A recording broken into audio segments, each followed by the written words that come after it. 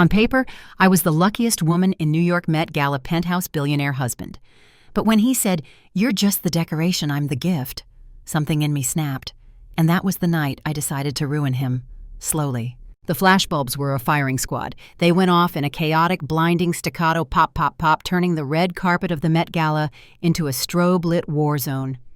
I stood on the third step of the museum entrance, my body angled at precisely 45 degrees to elongate my silhouette. A frozen smile plastered on my face. I was wearing a custom Versace gown, a column of liquid gold chainmail that weighed 30 pounds and restricted my breathing to shallow, terrified sips. Beside me stood Grant, my husband, the billionaire hedge fund manager, the man who thought black tie was a suggestion rather than a rule. He was sweating. I could smell the scotch he'd downed in the limousine seeping through his pores, mixing unpleasantly with his oud wood cologne. "Turn left, Grant," I whispered through my teeth, keeping my smile fixed for the cameras. "Getty Images is on the left. Chin up. Don't squint." Grant grunted, turning his head stiffly. He hated this. He hated the pageantry, the fashion, the people. He called it the circus of the vanities, but he needed it. His fund, Titan Capital, had taken a beating in the last quarter. He needed to look invincible. He needed to look like American royalty. And I was his crown. "Mrs. Sterling Serena." "Over here," the photographer screamed. "Who are you wearing? Look over the shoulder." I turned, giving them the back of the dress, the dip of the spine, the look. I was good at this. I was a former Miss New York. I knew how to find the light. I knew how to be an object. We moved up the stairs, the line of celebrities inching forward like a diamond-encrusted conveyor belt. "God, this is taking forever," Grant muttered, tugging at his collar. "I need a drink. Who is that clown in the feathers?" I followed his gaze. "That's Jared Leto, Grant. Don't stare and don't scowl. You look constipated." "I am constipated," he growled. With boredom. I squeezed his arm, a warning squeeze. "We are here to work. Pierre Dubois is inside, the CEO of LVMH. You want him to invest in the Asia Fund. Remember." "I remember," Grant snapped. "I don't need my wife to remind me how to do business." "I'm not reminding you how to do business," I said softly, smoothing an invisible wrinkle on his tuxedo jacket. "I'm reminding you of the target. Now take a breath. Put on the master of the universe face." We reached the top of the stairs. Anna Wintour was waiting, the gatekeeper. Grant stiffened. He was intimidated by her. Most men were. "Hello, Anna," I said, stepping forward before Grant could say something stupid. "The theme is exquisite. You've outdone yourself." Anna peered at me over her sunglasses. A rare, thin smile touched her lips. "Serena, you look appropriate. Gold suits you?" She glanced at Grant. "Grant, try not to step on the train." "Wouldn't dream of it." Grant said, his voice too loud, too brash. We moved inside. The Temple of Dender was transformed. It was a sea of celebrities, designers, and the ultra-rich. The air vibrated with the sound of clinking crystal and the hum of $1 billion in net worth circulating in the room. My job had just begun. For the next 2 hours, I was a radar system. I scanned the room, identifying threats and opportunities. Threat, the journalist from Vanity Fair, who wrote the hit piece on Grant last year. I steered us left. Opportunity, the senator from New York who was blocking Grant's real estate development. I steered us right. I was the buffer, the translator, the lubricant that kept the machinery of Grant's social life from grinding to a halt. "Grant, good to see you," a booming voice. It was Pierre Dubois, the target. A short, impeccably dressed Frenchman with a reputation for being a shark. "Pierre," Grant shook his hand, perhaps a little too firmly. "I was hoping to run into you. We need to talk about the Tokyo markets." Pierre's smile didn't reach his eyes. "Grant, please." "It is a party. We do not talk markets tonight. We talk beauty." He turned to me, taking my hand and kissing the air above it. "Madame Sterling, ravissante comme toujours." "Merci, Monsieur Dubois," I replied in flawless French. "C'est un honneur de vous voir. J'ai adoré votre collection de printemps. La soie était magnifique." "Thank you, Mr. Dubois. It is an honor to see you. I loved your spring collection. The silk was magnificent." Pierre's face lit up. He loved flattery, especially in his native tongue. "Ah, vous parlez français. Un peu." I smiled demurely. "J'ai étudié à la Sorbonne." "A little." I studied at the Sorbonne. Grant stood there blinking. He didn't speak French. He barely spoke proper English when he was angry. He looked back and forth between us, his smile tightening into a grimace. He hated being excluded. He hated not being the smartest person in the circle. Yes, yes, Grant interrupted loudly. She speaks all the languages. Very impressive. But Pierre, listen, the yen is fluctuating. If you want to hedge your retail exposure... Pierre's expression soured. He hated being interrupted. He hated boorishness. Grant, Pierre said coldly, I'm here to drink champagne, not to hear your pitch. Grant's face turned red. He was about to snap. I knew the look. The vein in his forehead was pulsing. He was going to say something insulting. He was going to say, I'm trying to make you money, you arrogant frog. I stepped in. I laughed. A light bubbling sound that diffused the tension instantly. Oh, Pierre, you must forgive my husband, I said, placing a hand on Grant's chest, feeling the thudding of his angry heart. He is so passionate about protecting your assets that he forgets to protect his own enjoyment. He's a warrior, you see. He never puts down the sword. I turned the insult into a compliment. He's not rude. He's a warrior. Pierre softened. He chuckled. A warrior? Yes. I suppose one needs a warrior in this economy. Exactly. I continued, linking my arm through Grant's. But tonight, I am forcing him to lay down his arms. Grant, darling, get Monsieur Dubois a refill. I think I saw a vintage Dom Perignon at the bar. I gave Grant a look that said, go, now, or you lose him. Grant hesitated. His ego was wrestling with his greed. Greed won. Right, Grant grunted. Champagne. Coming right up. He walked away. Pierre watched him go, then turned to me with a knowing look. You are the diplomat, non. Someone has to be, I said, dropping the smile for just a fraction of a second. He is a lucky man, Pierre said. I hope he knows it. He knows. I lied. When Grant returned, the mood was salvaged. We chatted for 10 more minutes. I steered the conversation to art, to travel to things Grant could talk about without sounding like a predator. By the time we left Pierre, he had agreed to a meeting next week. I got him, Grant whispered to me as we walked away. Did you see that he agreed to the meeting? You got him, I agreed. Well done. I didn't mention that he had almost torpedoed the whole thing in the first 30 seconds. I didn't mention that my French had opened the door. I let him have the win. That was my role. The trophy wife doesn't score the touchdown. She just cheers from the sidelines. The rest of the night was a minefield. Grant got drunker. He insulted a waiter. He stepped on the train of Rihanna's dress. Thankfully, she didn't notice. I spent 3 hours doing damage control, apologizing with my eyes laughing at jokes that weren't funny and physically steering a 200-pound man away from social cliffs. By the time we got into the limousine at 1:00 a.m., my feet were bleeding inside my shoes. My jaw ached from smiling. I was exhausted down to my marrow. I slumped against the leather seat, closing my eyes. Water, I whispered to the driver. What the hell was that? Grant's voice wasn't tired. It was sharp, angry. I opened my eyes.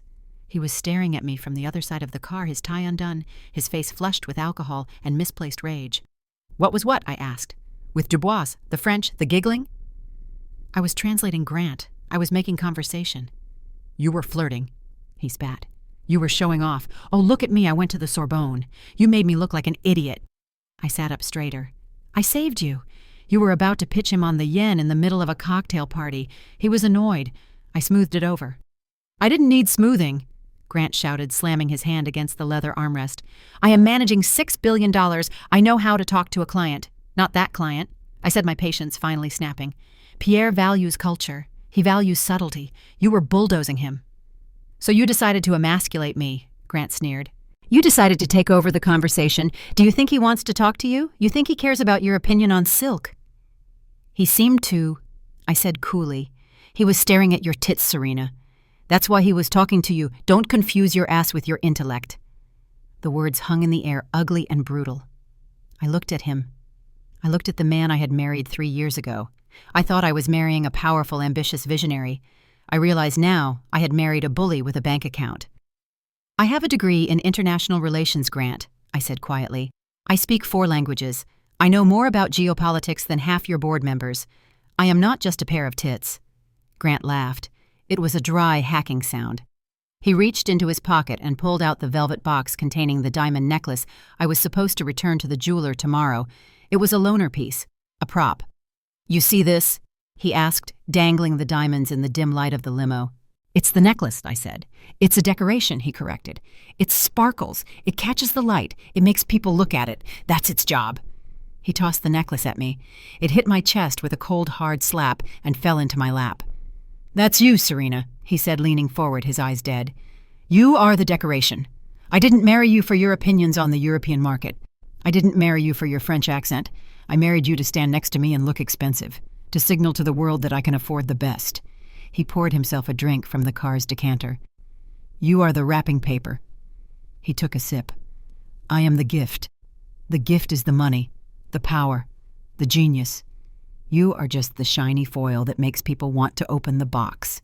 Don't ever forget that. Next time, shut your mouth and just smile. That's what I pay you for." I stared at him. I felt something snap inside me. It wasn't a loud snap. It wasn't a scream.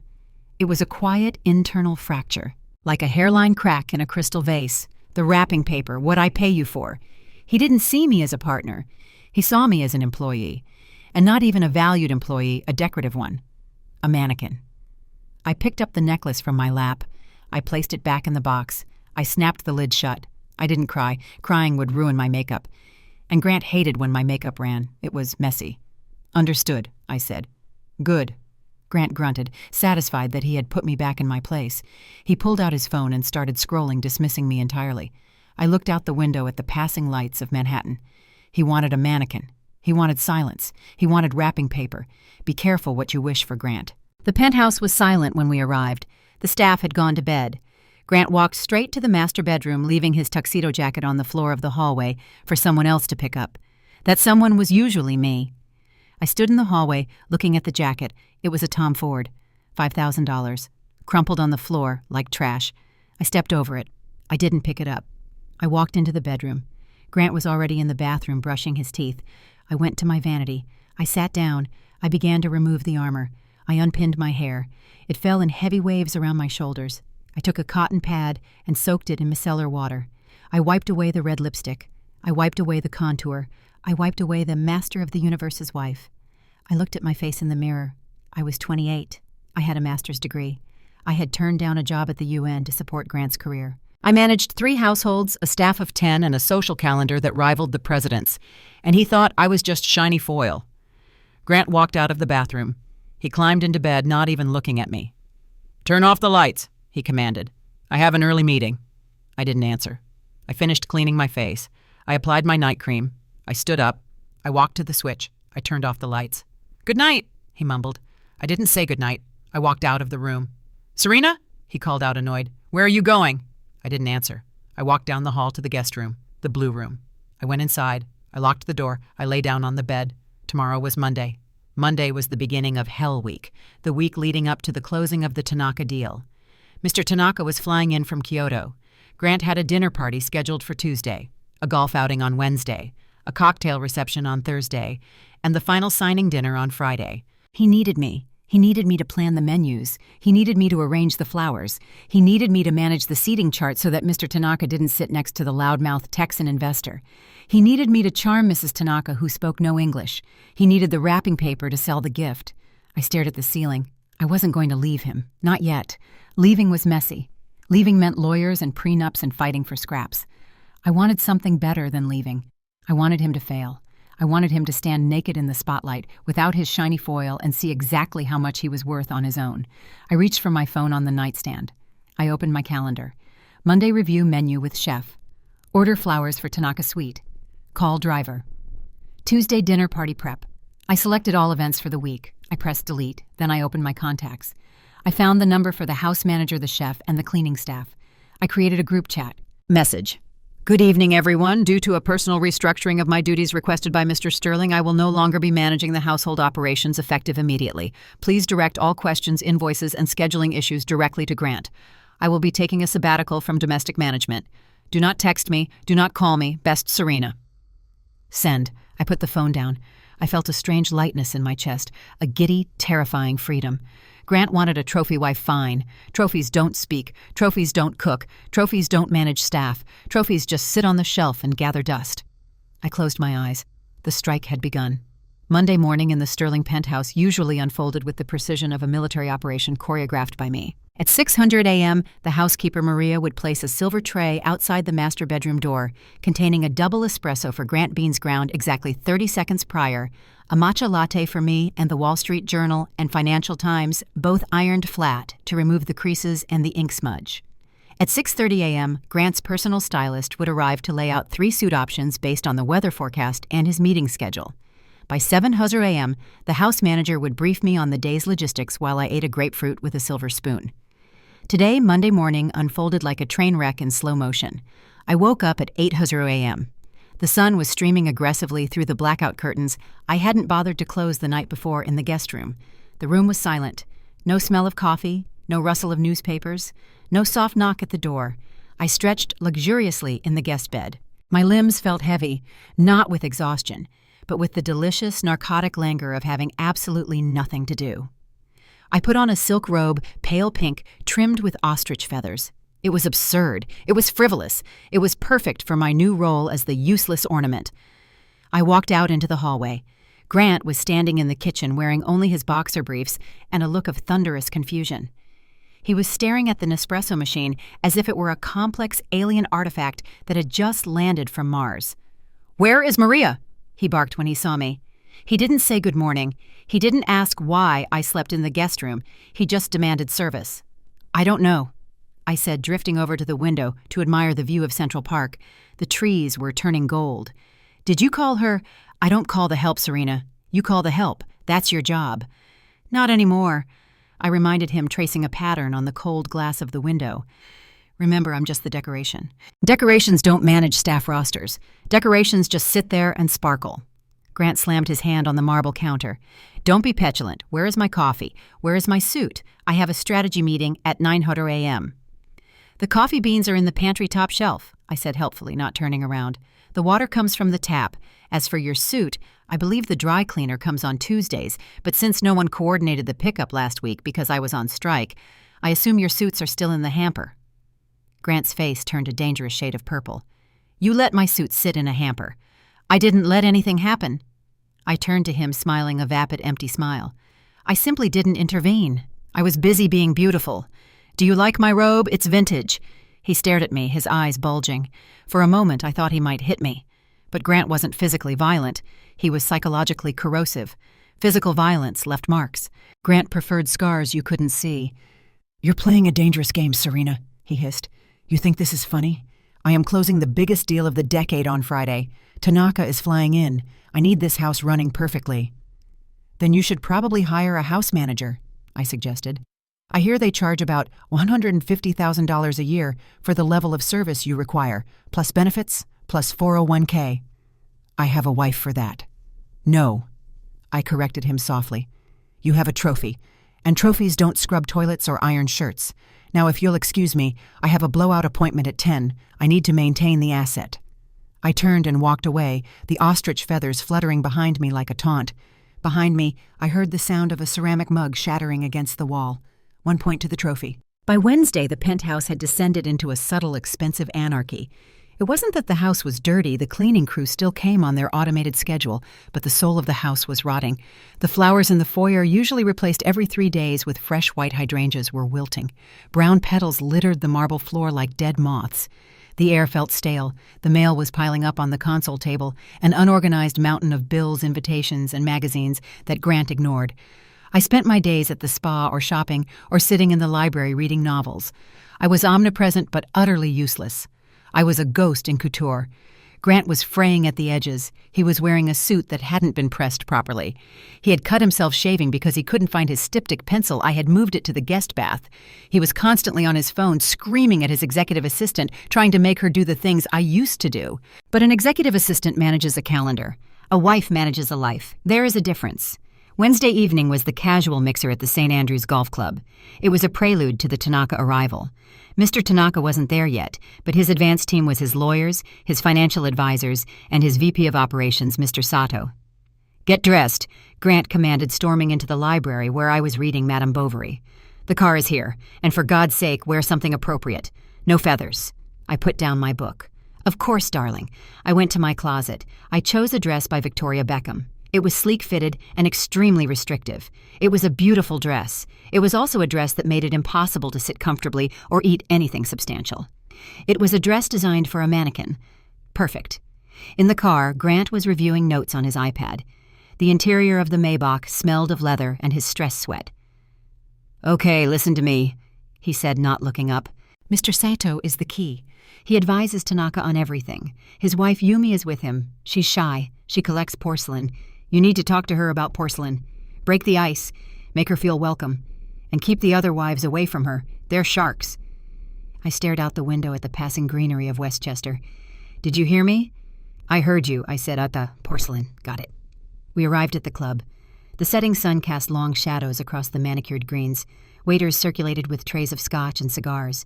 The air was filled with the low hum of male voices discussing yields and handicaps. Grant put on his public face the boisterous, confident billionaire.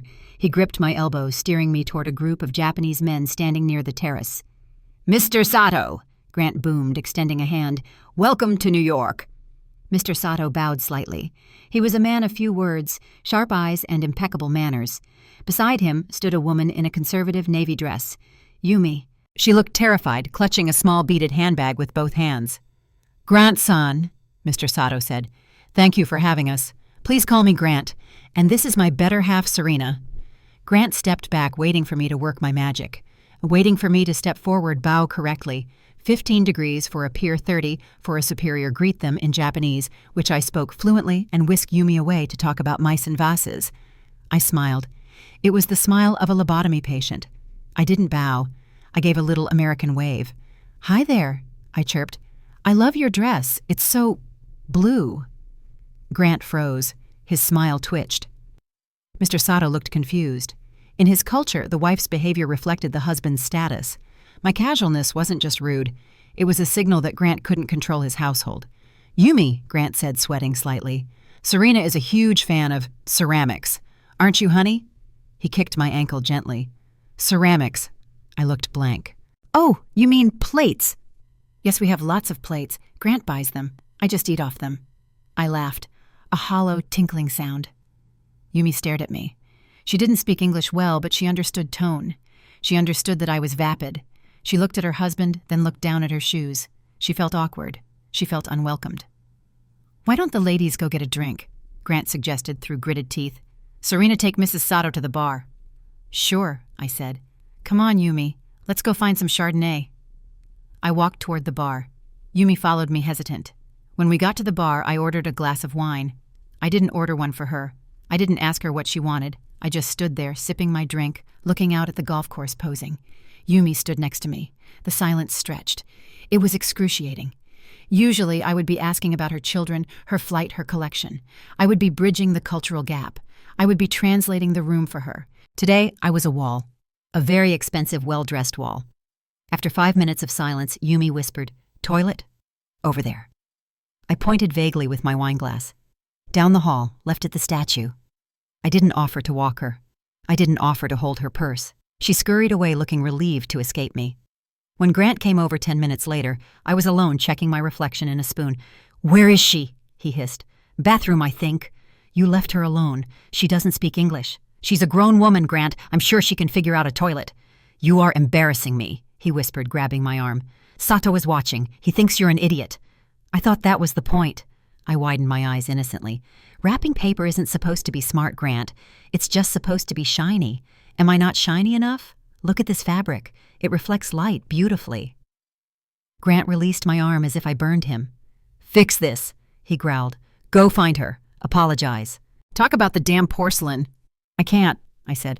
"I don't know anything about porcelain. You said my opinions were annoying." "I said—" He cut himself off as Mr. Sato approached. "Grant-san," Sato said, his face unreadable. "My wife is feeling unwell, the jet lag. We will return to the hotel." "Oh no, please," Grant stammered. "Stay for dinner. The lobster is fantastic." "Perhaps another time," Sato bowed. "Good night." He walked away. Grant watched them go. He watched a key piece of the negotiation walk out the door because his wife wouldn't play hostess. He turned to me. His face was pale with rage. "You did that on purpose." "I did exactly what you asked," I said, finishing my wine. I stood there. I looked pretty, and I kept my mouth shut. You should be thrilled. Thursday, the floral crisis. Thursday was the day of the in-home cocktail reception. Grant had hired a catering company to replace the chef who had quit on Tuesday after Grant threw a tantrum about cold eggs. But Grant had forgotten to hire a florist. Usually, I spent Thursday mornings at the flower market on 28th Street, hand-picking orchids and calla lilies. I arranged them myself. It saved us thousands of dollars and looked better than anything a florist could do. At 2:00 p.m., Grant came home early to check the setup. The penthouse was clean. The cleaners still came, but it was stark. No flowers. Just empty vases collecting dust. The focal point of the living room, a massive Baccarat crystal vase, sat empty on the piano, like a gaping mouth. "Where are the flowers?" Grant asked, walking into the living room. I was sitting on the sofa filing my nails. "I didn't order any." "Why not?" "Because I'm on sabbatical from domestic management. Refer to the group chat." "Serena, people are coming in 3 hours. The place looks like a morgue." "Then order some." "I blew on my nails. 1-800-Flowers delivers." "I can't put supermarket carnations in a $50 million penthouse. I need arrangements, I need height, I need drama." "Then you should have thought of that before you told me my only value was ornamental." Grant pulled out his phone. He dialed his assistant. "Get me a florist, now. The best in the city. I don't care if they're booked, pay them double, triple." He hung up, breathing hard. He looked at me. "You think you're teaching me a lesson?" He said, his voice low. "You think I can't function without you. I have money, Serena. Money solves everything. I can hire people to replace you." "Then do it," I challenged. "Replace me. Hire a hostess. Hire a translator. Hire a stylist. Hire a therapist. See how much it costs. See how loyal they are. See if they care when you have a panic attack at 3 a.m. about the market crashing." He flinched. He didn't know I knew about the panic attacks. He thought he hid them. But I was the one who changed the sheets when he sweated through them. I was the one who put lavender oil on his pillow while he slept. "I don't need you," he said, but his voice wavered. The flowers arrived at 4:30 p.m. They were expensive, gaudy, and wrong for the room. Massive red roses that looked like a funeral arrangement for a mob boss. Grant looked at them. He knew they were wrong. He lacked the taste to know why too short for the vase clashing with the art, but he felt the wrongness. The party was a disaster. Grant was distracted trying to manage the caterers, the music, and the guests all at once. He was sweating. He was spilling drinks. I stood by the window wearing a silver dress looking like a beautiful ice sculpture. People came up to me. "Serena, lovely party." "Thank you," I smiled. "How is Grant doing? He seems frantic." "Oh, you know Grant," I said vaguely. "Always the warrior." I didn't smooth his edges. I let him be sharp. I let him cut people. I watched as he interrupted a senator. I watched as he ignored the wife of a potential investor. I watched as he drank too much to compensate for his anxiety. By the end of the night, the guests left early. The vibe was off. The chai was bad. Grant sat on the sofa, tie undone, surrounded by wilting red roses. "They hated it," he whispered. "They didn't hate it," I said, picking up a glass. "They just weren't charmed.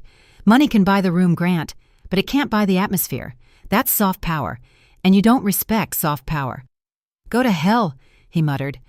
"I'm already there," I said. "It's called marriage to you." Friday morning, the breaking point. Friday arrived, the day of the Tanaka dinner. Mr. Tanaka had arrived in New York. The deal, a $100 million investment in Grant's fund, depended on this dinner. Tanaka was old school. He didn't do business in boardrooms. He did business over meals. He judged a man by his home, his hospitality, and his wife. At 10:00 a.m., Grant knocked on the guest room door. He looked like a man who hadn't slept in a week. His eyes were bloodshot. His arrogance was cracked, revealing the desperate salesman beneath. "Serena," he said through the door, "please." I opened the door. I was wearing a face mask and a silk turban. "Yes, tonight, the Tanaka dinner. It has to be perfect." "I'm sure the caterers will be fine," I said. "You ordered the sushi chef from Masa, right? That's impressive." "I don't want caterers," Grant said, running a hand through his hair. "Tanaka likes intimacy. He likes warmth. He wants to see that I am a family man, a man of substance. He wants to see us. And I need you. I need you to be you, the old you, the one who speaks French and knows which fork to use and makes people feel special." He swallowed hard. It was painful for him to ask. "I need the diplomat." I leaned against the doorframe. "The diplomat is expensive, Grant." "I'll buy you the necklace," he said quickly. "The diamond one. I'll buy it today. Cartier, Tiffany, whatever you want." "I don't want the necklace. What do you want?" "I want an apology," I said. "I want you to admit that I am not a decoration, that I am a partner, that I bring value to this table that you cannot buy." Grant hesitated. His ego was a fortress, and I was asking him to lower the drawbridge. He looked at me, his jaw working. He struggled. "I appreciate what you do. You're good at the social stuff." "That's not an apology," I said. That's a performance review. Serena, please. There is $100 million on the line. Just get through tonight. We can talk about feelings later. Just play the part. Please. He looked pathetic. Desperate. I looked at him. If I refused, he would lose the deal. We would lose money. But if I agreed, if I saved him again, nothing would change. He would learn that he could abuse me, neglect me, insult me, and when the chips were down, I would still bail him out. I made a decision. I would attend the dinner. But I wouldn't save him. I would hand him the rope. Okay, I said. I'll be there. Grant exhaled, his shoulders dropping. Thank God. Thank you. Wear something. Respectful. Japanese style, maybe. A nod to his culture. You know that kind of thing. Leave it to me, I said. He turned to leave, relieved. He thought he had managed me. He thought he had bought my compliance with a vague promise of talking later. I closed the door. I went to my closet. I pushed aside the tasteful black dresses. I pushed aside the sleek gowns. I reached into the back where I kept my collection of vintage pieces I bought for fun but never wore. I pulled out a kimono. It was a furosode, a stunning bright red silk kimono embroidered with gold cranes. It was breathtaking. It was also strictly for unmarried women under the age of 20, and I knew exactly how to wrap it wrong. I looked at myself in the mirror. Tonight, I wasn't just going on strike. Tonight, I was resigning, and I was taking the company down with me. At 7:00 p.m., precisely, the doorbell rang. The sound echoed through the penthouse like a summons to court. Grant was in the living room frantically adjusting the dimmer switch on the chandelier. He was sweating through his third shirt of the day. He had hired a private sushi chef from Masa, who was currently setting up a hinoki wood counter in our kitchen, sharpening knives that cost more than a Honda Civic. At least Grant had thrown money at the food problem. I stood in the master bedroom facing the full-length mirror. I took a deep breath. The silk of the kimono felt heavy and cool against my skin. It was a masterpiece of textile art, a vintage furosode in blinding crimson embroidered with gold cranes taking flight. The sleeves were long, dragging elegantly near the floor. It was the most beautiful garment I owned. It was also a screaming insult. In Japan, the furosode is worn by young, unmarried women. By wearing it, I was signaling that I was either ignorant or available. But the real weapon was the fold. I had wrapped the left side under the right side, right over left. In Japanese culture, this is how you dress a corpse for a funeral. For the living, it is always left over right. To an American eye, I looked exotic. To a traditional Japanese billionaire, I looked like a walking dead prostitute. "Serena!" Grant yelled from the hallway. "They're here! Come out!" I smoothed my hair, which I had styled in a messy, loose bun, another subtle sign of disrespect compared to the sleek, disciplined styles appropriate for formal kimono. I painted my lips a dark blood red. I opened the door and glided into the hallway. Grant turned to look at me. His jaw actually dropped. "Wow." He breathed relief, washing over his panicked face. "Serena, you look incredible. Is that the one we bought in Kyoto?" "Similar." I smiled, hiding my hands in the long sleeves. "Do I look traditional enough for you?" "You look perfect," he said, rushing over to kiss my cheek, but stopping short so he wouldn't smudge his own foundation. "Thank you. Seriously, you saved me." "Don't thank me yet," I whispered. Grant opened the front door. Mr. Tanaka stood there. He was a man of small stature, but immense gravity, wearing a dark, impeccably tailored suit. Flanking him were Mr. Sato and his wife Yumi, who looked terrified to be back in this apartment after the golf club disaster. "Mr. Tanaka!" Grant boomed, bowing way too low like a waiter hoping for a big tip. "Welcome to my home. It is an honor." Mr. Tanaka stepped inside. He bowed politely to Grant. Then he looked at me. His eyes, sharp as obsidian, swept over the red silk. He took in the long sleeves. He took in the messy hair. And then his gaze landed on my collar, the right over left fold. He froze. For a split second, I saw a flicker of genuine shock disrupt his stoic mask. His pupils contracted. He glanced at Mr. Sato. Sato's eyes widened, and he looked down at the floor, embarrassed on my behalf. They didn't say anything. They were too polite, too disciplined to point out that the hostess was dressed for her own burial. But the temperature in the room dropped 10 degrees. "Mrs. Sterling," Tanaka said, his voice clipped and cold. "Welcome," I said in English. I didn't bow. I didn't offer the traditional Japanese greeting irashimasu. I just stood there smiling vacantly, acting exactly like the pretty dumb decoration Grant wanted me to be. "Please come in." Grant ushered them into the living room, oblivious to the cultural bomb I had just detonated. "Can I get anyone a drink scotch sake? I have a 1982 Petrus opened." "Water, please," Tanaka said stiffly. We moved to the dining area. The chef began to serve the first course, usuzukuri thinly sliced fluke. The silence was heavy, broken only by the sound of Grant trying to fill the void with noise. "So, Tanaka-san," Grant said, pouring sake into his own cup. "First strike two. You never pour for yourself, you pour for others, and wait for them to pour for you. I saw the Nikkei rallied today. Good news for our tech sector strategy, right?" Tanaka looked at Grant's full cup, then at his own empty one. "The market is volatile," Tanaka said quietly. He looked at me. He was waiting for me to correct the error, waiting for the wife to perform her duty and pour for the guest. I didn't move. I picked up my chopsticks and stabbed a piece of fish. I said. "Fishy." Sato choked on his water. Yumi looked at me with horror. "Grandson," Tanaka said, placing his chopsticks down precisely parallel to the table edge, "I understand you value efficiency. Your fund is known for its aggressive speed." "That's right," Grant beamed, thinking this was a compliment. "We move fast and break things. That's the American way. Why wait for a 10-year return when you can leverage a buyout in 10 months? "Indeed," Tanaka nodded slowly. "Tell me, what is your opinion on the tea ceremony?"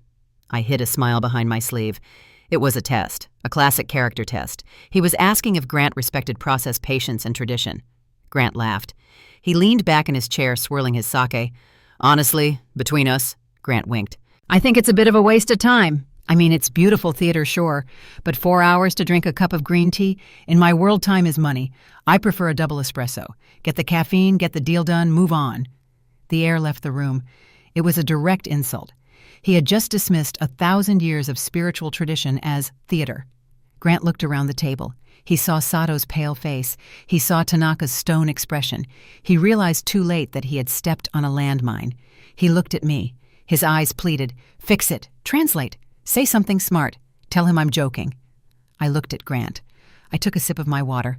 I smiled the brightest, emptiest smile of my life. "Grant is so right," I chirped. "Why wait for tea when you can just microwave water? It's so much faster. Who cares about the bowl, right?" Grant's jaw dropped. I hadn't saved him. I had handed him a shovel and told him to keep digging. Mr. Tanaka stood up. His chair scraped against the floor, a harsh sound in the silent penthouse. He didn't shout. He didn't throw his drink. He just looked at Grant with a profound, bone-deep disappointment. "I do not think our philosophies align, Mr. Sterling," Tanaka said softly. "You value speed. I value character." He glanced at me, at my corpse kimono. "And I value attention to detail. A man who cannot manage his own household, who allows such disrespect in his own dining room, cannot be trusted with my family's legacy." "Mr. Tanaka, please." Grant scrambled up, knocking over his sake cup. Liquid spilled across the table. "It was a joke. I respect the culture, Serena, tell him." "I think he understood perfectly," I said, remaining seated, picking at my fish. "We are leaving," Tanaka said. He signaled to Sato. They turned and walked toward the door. $100 million in capital walked out with them. The front door clicked shut. Grant stood there, shaking. His face was a mask of red fury. The veins in his neck were bulging. He turned on me slowly. "You," he hissed. "You wore that on purpose. You knew." "I knew," I admitted, standing up. "You agreed to help me," he screamed, grabbing a crystal vase from the table and hurling it at the wall. It shattered into 1,000 glittering shards. "I begged you. I offered you diamonds." "You asked for a decoration, Grant," I said, my voice calm amidst his storm. "You asked for the wrapping paper. Well, you got it. I stood there. I looked pretty. I let you do the talking. And look what happened. You sabotaged me, that kimono. The way he looked at you." "It's wrapped right over left," I explained. "It's how you dress the dead.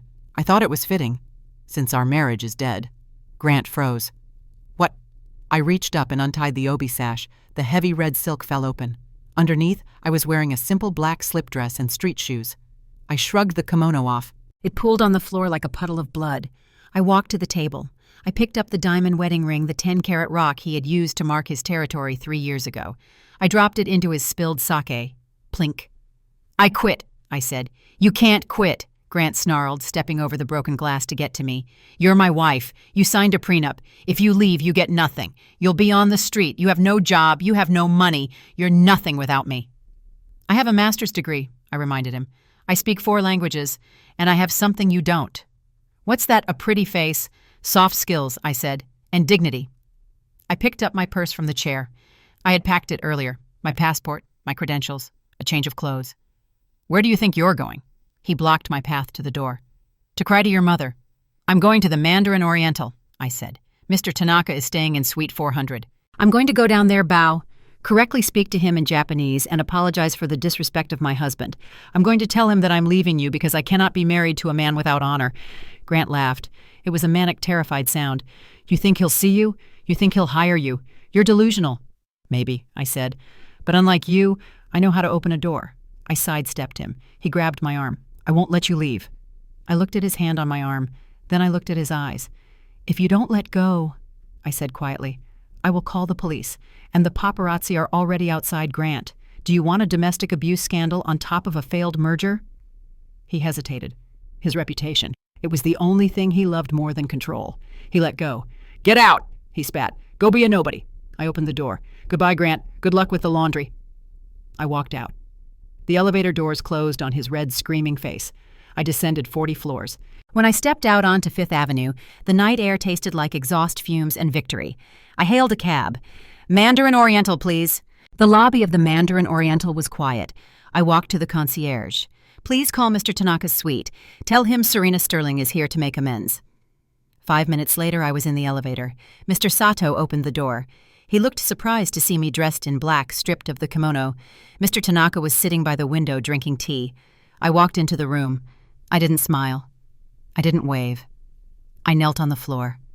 I placed my hands on the carpet, forming a triangle with my index fingers and thumbs.